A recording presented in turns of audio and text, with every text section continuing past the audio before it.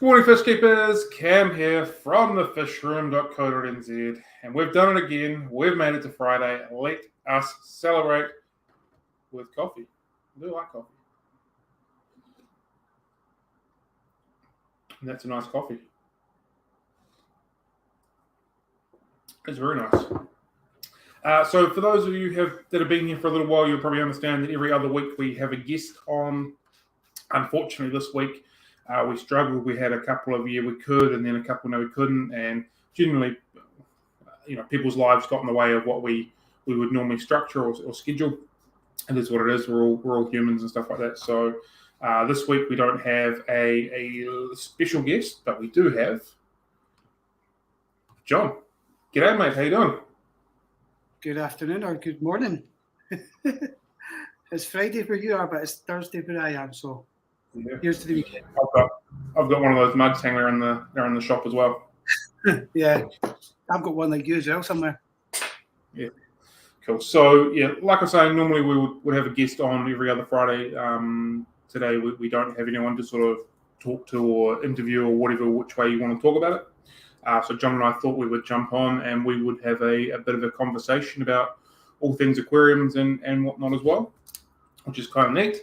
And we're also not only streaming on the Fish Room Facebook page and Fish Room YouTube channel, but we're also streaming on John's YouTube channel today for the first time as well. So we're looking at probably doing that more often in the future. More people that are listening and asking questions and being involved in the hobby and what we're doing, what John's doing, everything like that is all a bonus. So that's what we'll be looking at doing for in the future. So good morning, Gary. How are you doing, buddy? So before we get too deep into the conversation with John and just the general chit-chat and whatnot, there is a few bits and pieces I need to go through, a little bit of admin. So there is a small list, but they're all kind of as important as each other. So first of all, I just want to let everyone know there's going to be a delay in shipping. The road between Blenheim and Nelson was damaged in the floods that happened maybe 2 months ago. Can you deal with that, please, John? That was in the floods maybe a couple months ago. So the state highways are being repaired between, I think it's next week and sort of halfway through December. So there'll be a delay coming into me by at least a day for most products, which will basically mean that the plants will be delayed. And I believe things going upwards will be delayed as well. So we'll work through that to the best of our ability. Going down won't be an issue, but it's going up that'll be the issue. But we'll try and hopefully we can wiggle things around and may not cause too much, but it might cause issues. So we'll work to that when we get there. So I just needed everyone to know that. We'll just play it as ear and try and work through that one. On the positive side, when it comes to the shipping, I'm very, very close to having the new way of sending plants sort of under control. I'm sort of one step away from having that. I've worked through several different options. Lots didn't work. Some did work and then they didn't work. But we're getting really close to having everything where I need to be done. So all of it is completely eco-friendly. It's all compostable. It's something I think the fish room needs to align, or the fish room does align with trying to be as eco-friendly as possible. Again, the fish that we get and the plants we get all come from natural waterways. If we are polluting that and destroying that in the long run, it's not going to be beneficial for the hobby. Very macro look at it, but I try and align ourselves with doing as much stuff as we can in an eco-friendly way. And that includes the way that we send our plants and our products. So, we don't buy bubble wrap, but we will reuse bubble wrap. We try and use cardboard as much as possible and anything that can be recycled or compostable. So we're very close to having that done with the plants.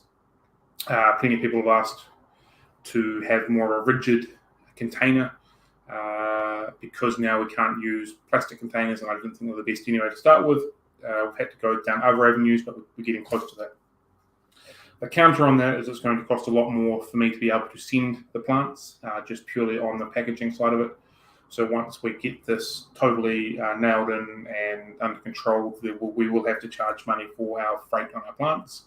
So for the time being, get with what you can. It's still free shipping, but as soon as we've nailed down this new process, that'll be what it is. So get what you can while you can for free as far as the free shipping on the plants go, because it won't be too far away until we're charging for that once we just nail on the last little step. Good morning, Cameron. How you doing, buddy? So that's when it comes to that. And we can continue talking about plants because we're on theme. And this week, the Acuata came in looking absolutely amazing. So normally bunches are only 3 stems, but these are 1, 2, 3, 4, 5 stems in a bunch. And they're a very good size. Often they only come in around about that size there, but you basically can double length there. And it's not a one-off. All of them were looking pretty phenomenal. So I was more than impressed with this Ludwigia. It's definitely the value buy of the week, and I suspect next week's ones and the next couple of weeks ones will be the same. Normally, once they start cranking like this, they go really, really well. I'm not getting fake plants, man. I'm just not going to do it. It's just not happening. So yeah, that's the Acuata. I definitely think it was the value buy of the week, and it probably will for the next couple of weeks. So they're a stunning plant. They completely change their look when they get grown submersed to a really beautiful red color. Nice thin needle leaf type leaf. They're a beautiful plant, so if you're looking for some really good value buying, the Ludwigia Acuata is definitely well and truly worth looking at. And the last thing about the plants before we're done is we had a bit of progress in the plant propagation area, or the ship boxes. So we had a little bit of extra growth on the mosses. Had a wee tinker with the light, and I think it might be under control a bit more now. Planted a couple more species, so we'll do a wee walkthrough on Monday and we'll show everybody that. But there's been a bit of progress on that, which I'm happy with. So yeah, that's hopefully might even stop some of the delays in the freight coming in, because we might be able to have enough to kind of trim away and move things a little bit faster. But yeah, fingers crossed, we'll see how we go. So that's all I've got as far as plant stuff goes. So I've got plenty more to talk about, but I think it's probably worth talking about botanicals in the aquarium for a while, and blackwater aquariums. I know that's something that John knows quite a bit of stuff about. What is top plant?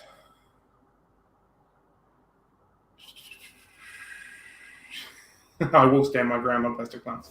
So I've begun doing a little bit of research on botanicals for blackwater and natural type aquariums. In New Zealand, we're very limited to what we can import. So basically, we've got catappa leaves and older cones, about the only things that are commercially bought in. But there's plenty of other options around that can be used. We can also get the peat stuff as well. So because I'm really interested in botanical and blackwater aquariums and natural aquariums, I've begun trying to source some via the personal collection, or I've started talking to arborists and seeing when they're cutting down trees if I can get some of the branches and I can get the leaves and that sort of stuff, because I'm interested in that. Of course, not all trees are going to a branch. The leaves are going to produce blackwater, or potentially be healthy or safe for plants. So I've begun getting them in, drying them out, putting them in water, documenting everything. So between John and I, we're going to try and work a decent, maybe some blogs or some videos on the whole process of collection to testing to putting them into the aquarium, find out what's safe, what's not safe, the reactions to them, whether or not they're producing biofilms or they're just straight up good to go, whether they float, whether they're hard, whether they rock, all that kind of stuff, with the long-term goal of being able to potentially sell a few extra different sorts of botanicals for the people that are interested in doing it. So John and I have spent plenty of time talking about options and having ideas, and some of the stuff that's very available over in the UK and Europe is definitely not available over here, and vice versa. So yeah, that's something that we're looking at working on at the moment. Currently, I'm testing, of all things, macadamia nuts, the shells, and eucalyptus pods. So yeah, that's where we're at with that. The other week, you would have seen that I posted some pictures of the eucalyptus pods and some palm bark and stuff like that. So there's all sorts of things that can be used. It's about trying to find it sustainably and not stuff that's had fertilizers and poisons sprayed all over it as well, which is important. And then making sure it's still fish safe and that kind of stuff. So yeah, Anything you want to chime in on there, John?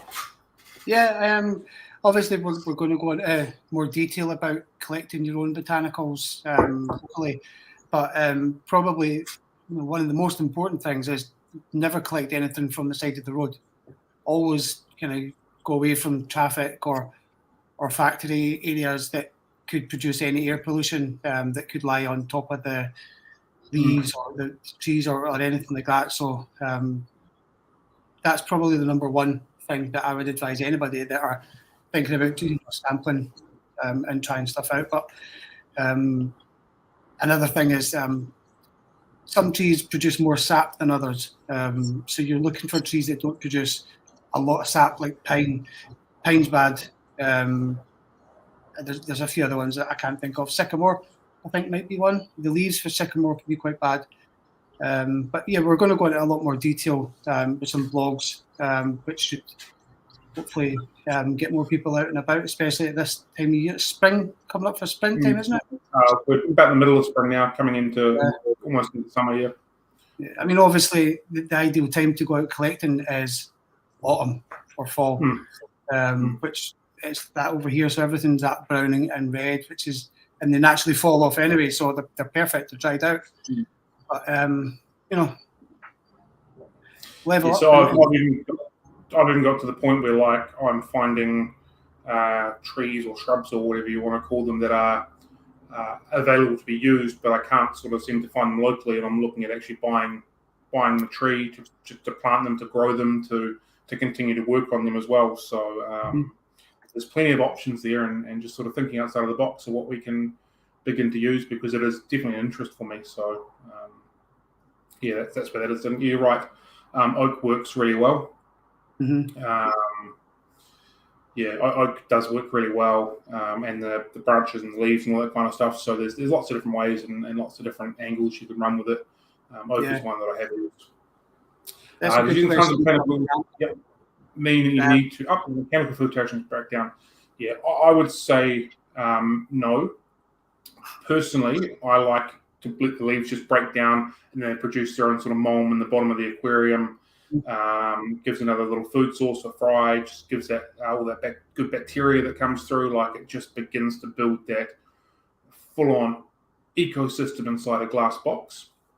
There is some people that don't like that particular look, and they will do more vacuuming. They will increase their their mechanical filtration to get rid of it and stuff like that. But personally, I don't do that, and I don't believe you need to. So it depends on what you like yourself. You're the one looking at the aquarium. I think, though, if you're going down the botanical route, you're naturally going to be looking for that tinted water. Yeah. Most of 90% of people that go down that route are looking for that certain type of aesthetic. So and that dirty looking. You're not looking to remove what happens when it decays, because it's almost the entire purpose of doing it, isn't it? So it's also quite nice to make up your own substrates with that. Any sort of botanicals that are broken down, keep it aside or break it down into a bucket and then mix it with some gravel or some sand or whatever you're going to use. It just really brings a natural feel to it. And when it starts when the microorganisms are grown within, like, the breaking up down leaves, and that gets in the substrate, when you've got earth eaters that, like blue rams, they're constantly sifting through. It's a natural food source that just gets more dense as the more it breaks down as well. One thing you do have to be mindful of is pH dropping quite low and sometimes too low.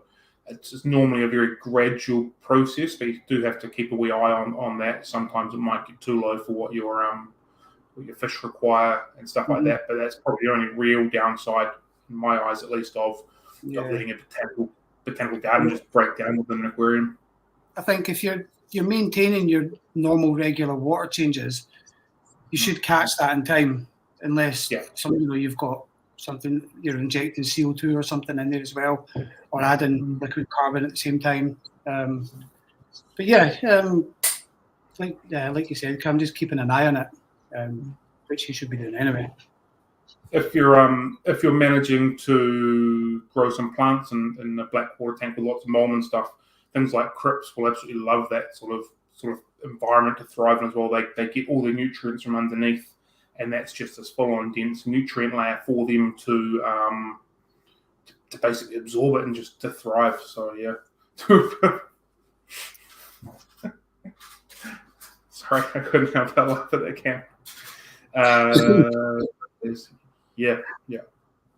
It's just a natural vibe, and you get totally different behavior from the fish when they've got these natural things to swim with and things break down, and again little microorganisms for them to chew on and hide amongst. And yeah, I genuinely think it's a really good way of keeping aquariums, and yeah, I'm a huge fan of the natural vibe when it comes to all that sort of stuff. Yeah. So, yeah. Something about it when you've got a really natural looking tank like that, it just takes you back to when you're a child and you grabbed a bucket and you scooped up something from the bottom of the pond, and once it all settles down, you've got that perfect natural substrate that's got branches and leaves and everything just all walked into one. It really is. Yeah, I actually quite like just filling up a couple of buckets of water, leaves, branches, what have you, and just leaving them there for 6 months or so, and then it does smell a little bit, and it does sort of feel like a malaria farm with mosquitoes hanging around. But when you go to put it in your aquarium, it's straight away this dense, gorgeous, just almost pristine, perfect type of scenario in my eyes, at least. So I know it's not for everybody, but I thoroughly enjoy it. Mm-hmm. And so we'll just talk to Cameron's point for a little bit. Cameron and I have spoken multiple times about how I'm wanting to set up a Frontosa tank, so I think this is part and parcel of this comment. I'm not likely to do that. I'm sorry. When I do the Frontosa tank, it's probably going to be as crystal clear water as I can possibly achieve. Almost like gin clear, sort of crystal clear, because I really want to show them off. I just don't think they would look that good with black water, just straight up. I'm sorry. But that'd be kind of cool if you want to do that in your shop. There's an idea. I'm throwing it back to you. How about you do a black water Frontosa tank in your shop? Wow. Morning, Mark. My mind's going everywhere. What's that, sorry? My mind is just going everywhere just now. The Frontosas, and I'm just like, nah. Yeah.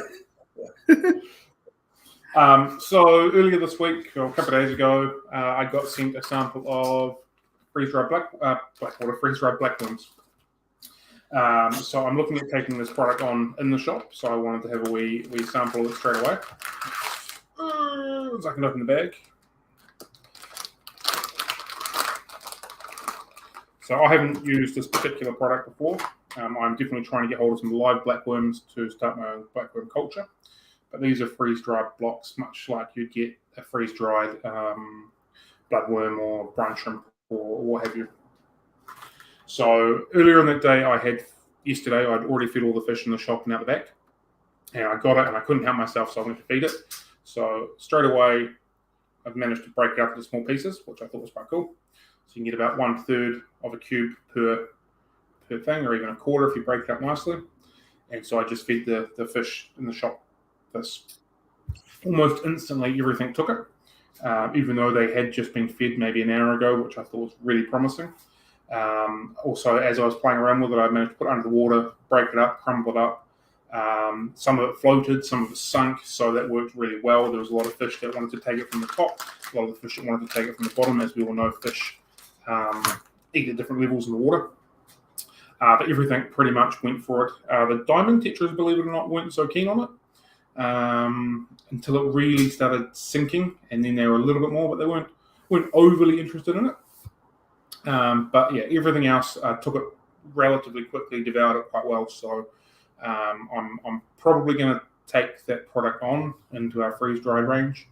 I might even get a bigger bag or two, send out a few samples to a few people, and get some more thoughts and ideas from other people, bit of impressions from people that aren't trying to sell it, basically, that are just trying to keep their fish nice and fed, nice and full, nice and healthy. So if that's something you'd like, please let me know. If you'd like a wee sample, happy to send some small cubes around the countryside. If there's some interest in giving a sample, I know there's a lot of discus keepers that like it, so that's generally a good start. But everything we've fed so far, bearing in mind everything we have is basically South American or Asian fish. There's no African cichlids or anything like in the shop.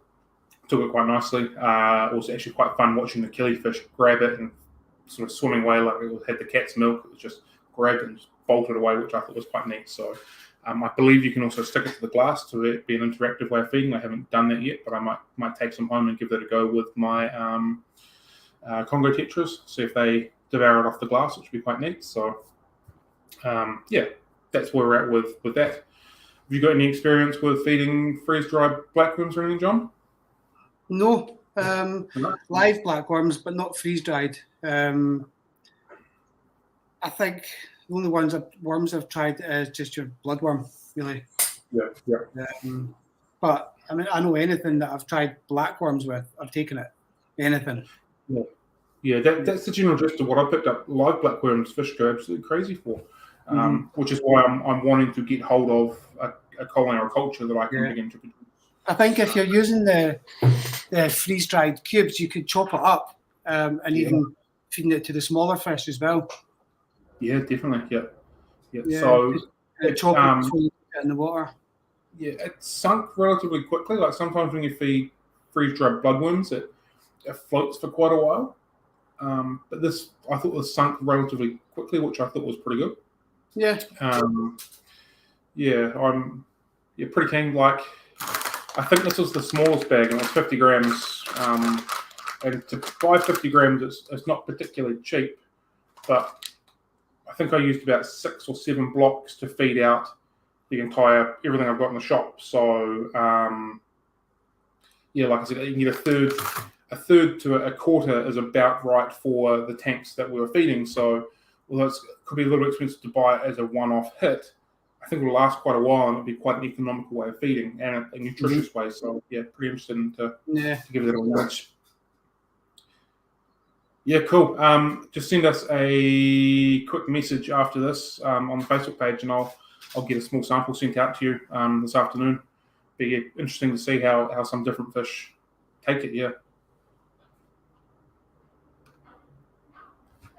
Yeah, I can imagine they would also be similar to the freeze-dried tubifex and a similar concepts there, a square block. I think that could be quite a good valid option. And while we're talking about feeding and live food and stuff like that, the microworms we've got going in the shop are going absolutely crazy at the moment. Absolutely gangbusters, so it's a great time to be buying them. Getting massive value for them at the moment. They're just producing like crazy. It's well and truly thriving to the point where I'm probably going to I've got 2 decent sized tubs. So I'm probably going to have to split them up into 4 decent sized tubs just to make sure everything stays on track and doesn't crash on me. Nice.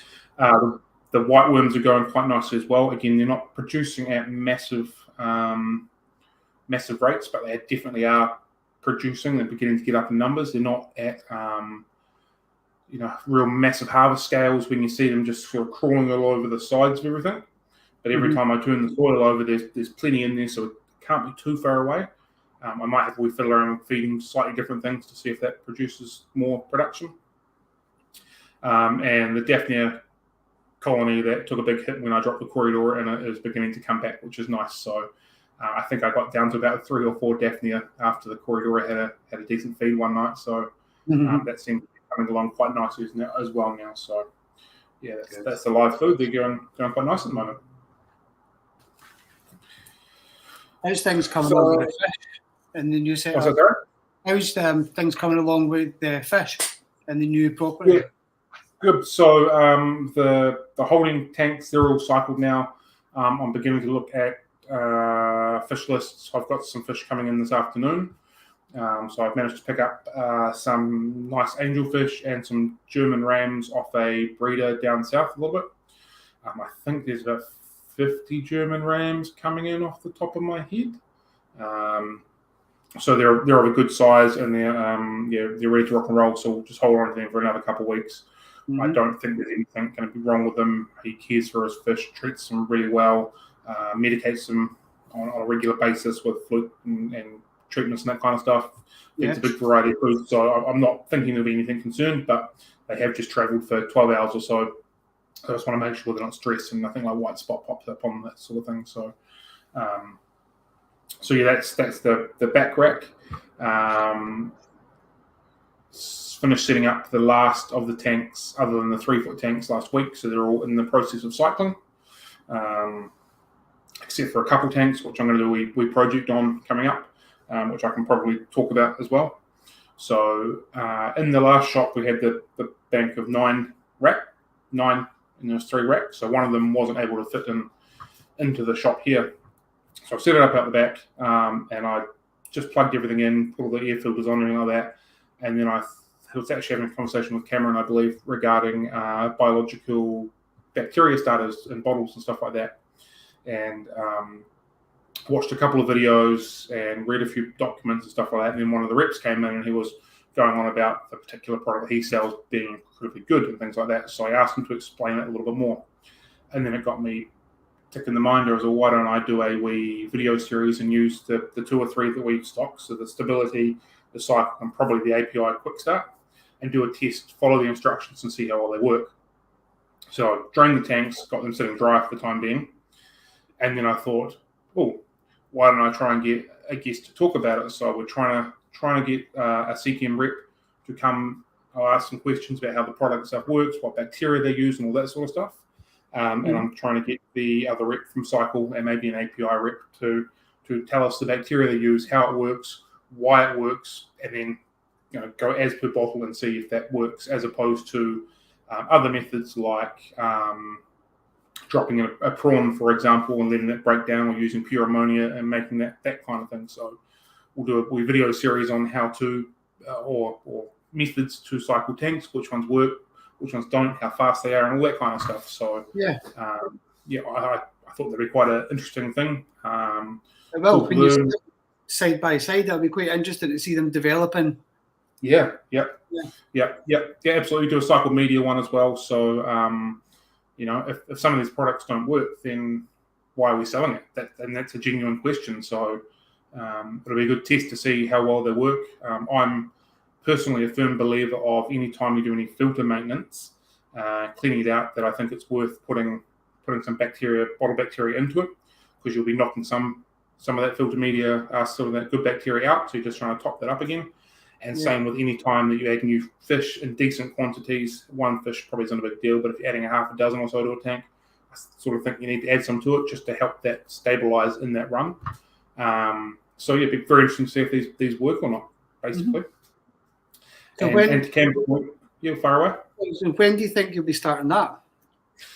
So I spoke to one of my reps today, and she's just about managed to get a time slot booked in with the CTM rep. So that one will be as simple as me having some questions, asking some questions, recording it, and then we can sort of edit it out later on.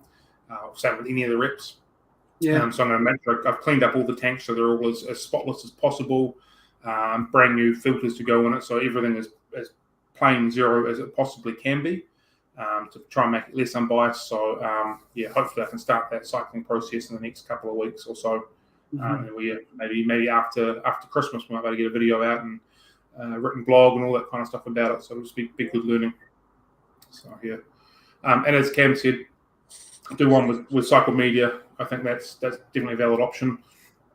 Not entirely sure how I would do that with running sponge filters on cycled media. Obviously, the media doesn't go into a sponge filter, so I'll have to work that one through, but I think it's a valid option. And you've also spoken to something that we're sort of playing around with at the moment. You probably can't see it. Just your standard Sierra Cyclorax media. So I've begun putting down bags of these into our sump in the shop. So we'll get all these cycled and weighed out, and very soon we'll be able to sell you actually completely cycled biological media. So we'll be selling it by the same weight quantities that you can get in the box, but we'll have it sent, basically arrives to you, chuck it in your tank, and you're good to go with fully cycled media. So that's potentially that will stop the, you don't need to squeeze your filter muck into a filter, which can be a little bit mucky. You just literally put this filter bag straight in and your cycle and ready to rock. So that's something else that we're playing around with at the moment.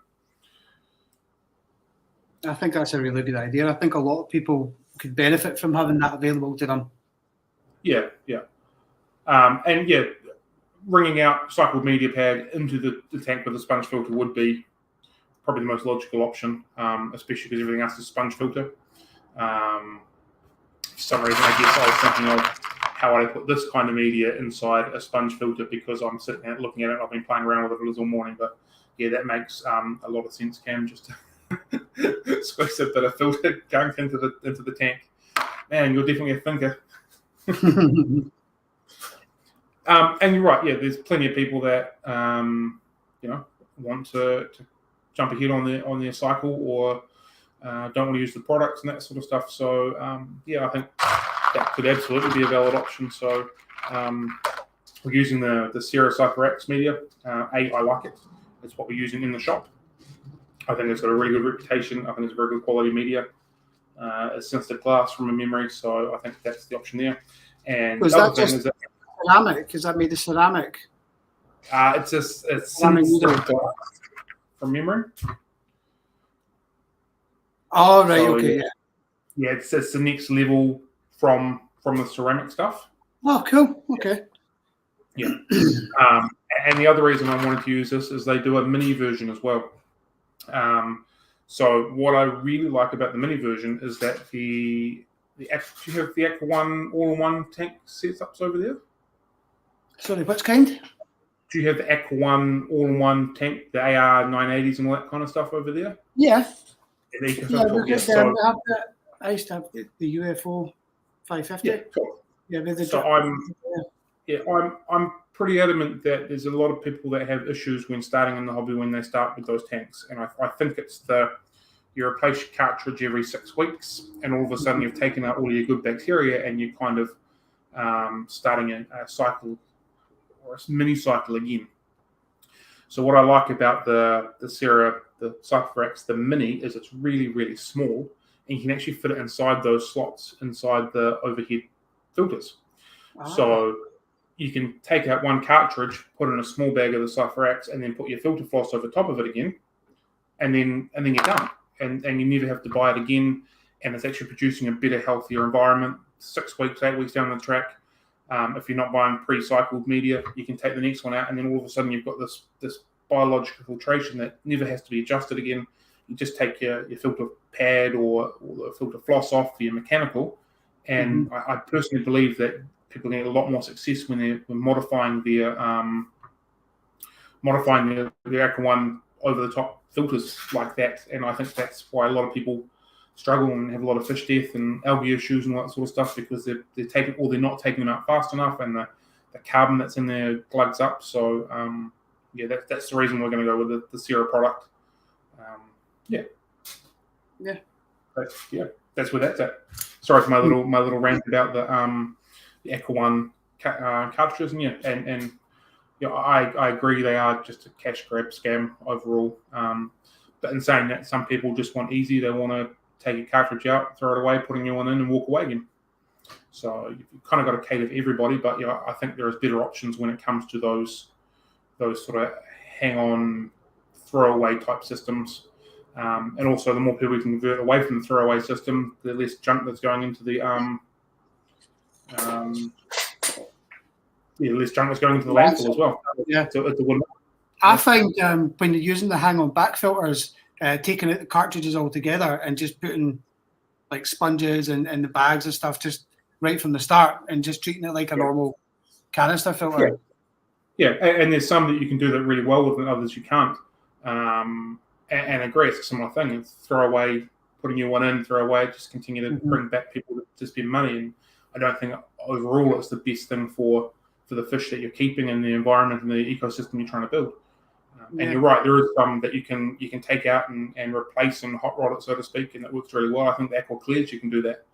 Unfortunately, I believe that they are being discontinued on the New Zealand market, I think, or they're getting very close to it. Yeah. Because they work quite well. Sponge media, away you went. So, yeah. So that's that. We have obviously spoken about the new fish that are coming in and the little play around with the media. So is there anything else you want to speak about, John? You got any ideas or thoughts? At the moment, I think as far as we're concerned, I'm looking forward to getting stuck into some new blogs and deep diving into the botanical things. It's something that I learned a lot about last year when I was setting up a couple of biotopes. And the more I learned about it, the more I kind of read up on certain aspects of it, the more it fascinated me. And I had no idea up until that point that there's a whole other side of the hobby completely. It's call it the dark side, obviously, because it's darker water, but it's a whole different tilt on fish keeping. You're almost just letting it do what you want, but controlling it. And it's like it's an art form almost, and I'm looking forward to kind of sharing that with anybody that wants to do it. Different form of aquascaping as well, which is quite nice. So for those that don't know, John writes probably 95% of the blogs that we produce and let go out. Every now and then I've got enough time to throw one together, but the majority of the time John writes. Very, very talented writer, very knowledgeable man. So I entrust him with all the blogs that he does and produce, and they're normally really good. So we'll come up with a topic or an idea and sort of brainstorm that for a while, and a week or so later, voila, he's got this magical piece of words that always good reading. So it's great to have John around doing that sort of stuff. So if you haven't checked out our blogs, they are on the website, thefishroom.co.nz. Down at the bottom towards the end, it's titled Aqua Journal as opposed to blogs, and they're all the works in there. There's various topics. Some topics have been covered a couple of times as knowledge changes and information comes to light and stuff like that. But there's plenty of information on there. So if you're into some reading, it's one that's really worth having a look at. Also, if there's anything that you want us to kind of open up and explore, get in touch. Definitely. Because we're always looking for new topics, and anything that's going to be relative to what customers and readers are looking for, then I'm all ears, and I know you are as well, Cam. So definitely. And it's also quite fun. Someone brings up a topic of something that you don't know much about as well. It's all learning, and it's all, Exactly. That's one of the more fun. Oh, I know a bit about this. Oh, now I know a lot more about this. It's good fun. So I know that's probably the best part of it, really, because with every blog, I've got to. Well, yourself, you've got to find it and learn about it, and that part of the process is just as good as the writing part as well. It's good. I think that's why I enjoy setting up aquariums more than like the long-term maintenance after multiple years. It's the research, the reading, the structuring it, and the setup. That's what really gets me going. And it's just part of the research process of writing a blog. It's the same thing. Your mind's just being filled up with goodness. Mm-hmm. Cool. So, what's that, mate? And you've got to love having the internet now.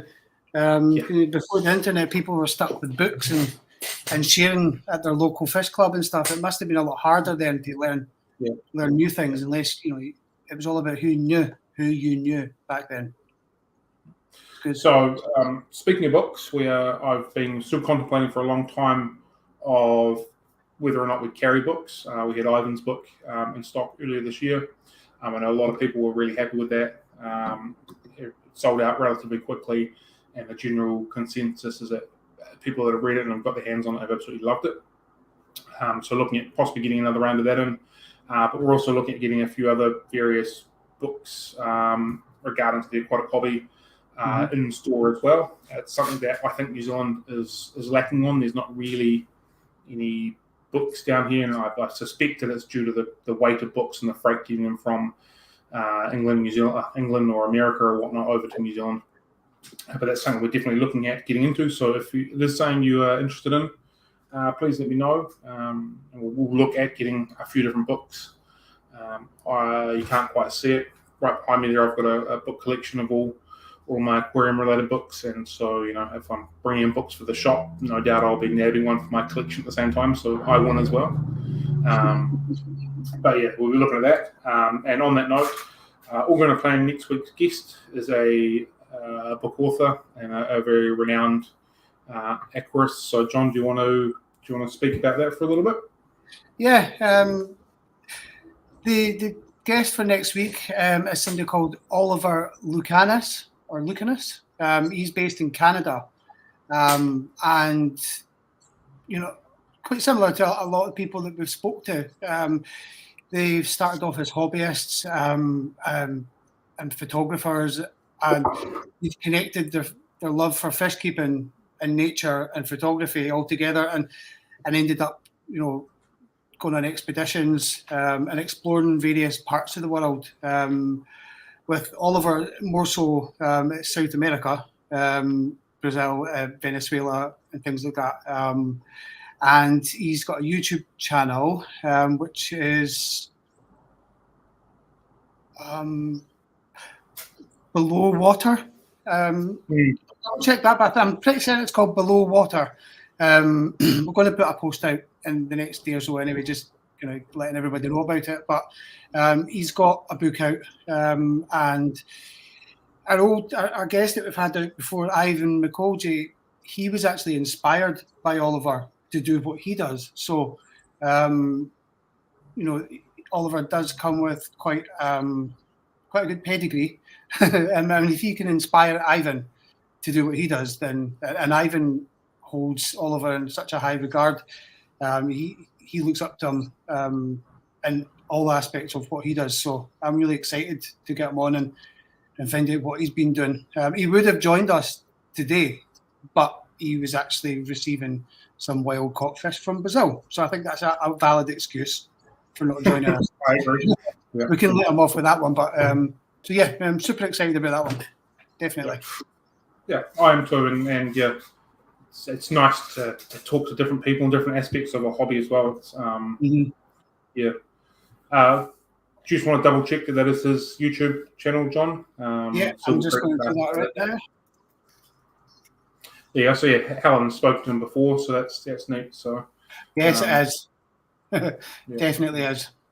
Yeah. Cool. And so the last thing I've kind of got before we disappear, because we're getting almost close to having to open the shop, is that our annual Fish Wars competition is due back in about a week and a half's time. So this is the 5th time round that we have done Fish Wars. I think we started in 2017 or 2016 or something along those lines. So we've been doing it for a little while now. This year we've got more prizes than we had before. We've been sponsored again by Sarah. So I think it's the 3rd year running that Sarah has sponsored us. So the main prize for Fish Wars this year is going to be a $100 prize pack from Sarah, which is always exciting. Last year we customized it to the winner's aquarium, so there's no point in sending out $100 worth of cichlid food, for example, when you keep tetras. So we had that customized last year, and we'll be doing the same thing for the winner this year. Different from last year's, this year that every day we're going to have a winner as well. So basically 2 fish go up against each other, and the winner of that fish continues on to the next round all the way to the end. So if you select the right winner each day, you'll go into the draw to win a prize that day as well. So yeah, 15 days, 16 prizes, or 15 prizes. So it's a good time, a little bit of fun leading into the silly season, just to kind of enjoy it for what it is. So it's a lot of fun. It's a lot of work, but it's well and truly worth it. And it's something that I enjoy doing every year. John enjoys doing every year, and Cameron's been around for a couple. He's excited for it. This will be my 3rd one now, Cam. Yeah, my 3rd one. Yeah. So yeah. It's also nice to go. I really love leopard frog plecos, for example. Man, they're so cool. I've got to have a win. Oh no, I got beaten by better. Just fun little stuff like that. So yeah. This year we are thinking of introducing a wild card. So we have selected all but one of the fish to go into the competition. And we're thinking of potentially chucking out a post. So, there might be a particular fish that a lot of people want to see but haven't ever been in the competition. I'm just going to use German rams. I know they've been there before. All of a sudden, there's an overwhelming need to have a German ram in there. So we'll put that into the mix as well. So, it'll be a good fun time. So, yeah, I'm really looking forward to that. We normally always have brevis. Maybe we can have brevis. We tend to always follow up the competition with a decent article or a decent blog about the fish that's won as well, so we can add a bit of education to it as well. So I think Better won last year or the year before, and John wrote a pretty good blog about betters as well. So yeah, it's a good time. It's yeah, I enjoy it, and just a nice way to sort of begin to the end of the year. Mm-hmm. And on that note, towards the end of the year, what day did we start that on? What day is that starting on? 7th from memory. 7th. Yeah, I think it's the 7th. Yeah, I think that's when we've got it scheduled to start, the 7th. So about a week and a half away. On that note, for the end of the year, because obviously everyone we speak to have got their own lives, and hobbyists and a lot of the people we speak to are from Europe, and we're talking to them at 10, 11, 12 o'clock at night sort of thing. At the end of November, we'll be stopping our guests on our Friday coffee date through December, and probably through January as well, just because everyone gets really busy and really hectic. And I don't want to impose that onto people. So we've got 2 or 3 more guests to the end of the year, and that'll be it until the start of next year. Yeah, that's what we're going to be rock and rolling. So we've got 1 guest lined up. I think pretty much penciled in another 2, just waiting for confirmation on them. And that'll be it. And then as of next year, I think we're going to adjust the timing as well. We're probably going to bring the Finatics coffee date an hour earlier. So normally we start at 10 a.m. here in New Zealand. We're looking at bringing it at 9 a.m. A couple of reasons behind that. There has been multiple times we've been talking to someone and we've gone, man, we could talk for another hour, 2 hours here, but I've had to go and open the shop. So that'll hopefully alleviate that. So if we've got allowing 2 hours and we have to run for an hour and a half, then that's great. No one's missing out on what they want to say in their story, and no one's missing out on learning and education and getting involved in that. And also for the other reason of, like I said, a lot of the guests are in Europe at 11 o'clock at night. It's quite late. So just trying to push that forward a little bit just to make everyone's life a little bit easier. So I think we'll be adjusting the time by pushing it forward by now next year. So yeah, that's where that's at. Yeah, sounds good to me. Make your life a little bit easier so you're not there at midnight each yeah, definitely. Cool. So that's all I've got. Do you have anything else you want to talk about before I've got to run away and open it up? No, I think we've kind of covered everything. Everything that we needed to anyway. I don't think there was anything else. No, I don't think so. No, we're all good. Just, cool. If anybody's got any ideas or topics they want us to discuss, definitely get in touch. Or if you're looking for a certain fish or things that you might want Cam to try and source on his list, send him in DMs. Always. Yeah. I've got a list of fish list that people are after, and if they pop up and I'm doing orders, I'm happy to get them in and get them sorted for people. So if you are looking for something in particular, just fire us a DM or what have you, and we can find it from there for you. Cool. No. Thank you everyone for joining us. It's been much appreciated. It's nice seeing some different faces or different names in the chat as well. So it's been fantastic. So I guess I'll do that standard blurb of if you haven't subscribe and push the button, all that kind of jazz. Way. Other than that, hope you have a really good weekend. We're out of here. Have a good one. Happy fish, Kevin. Catch you later. Right, take it easy. See you later.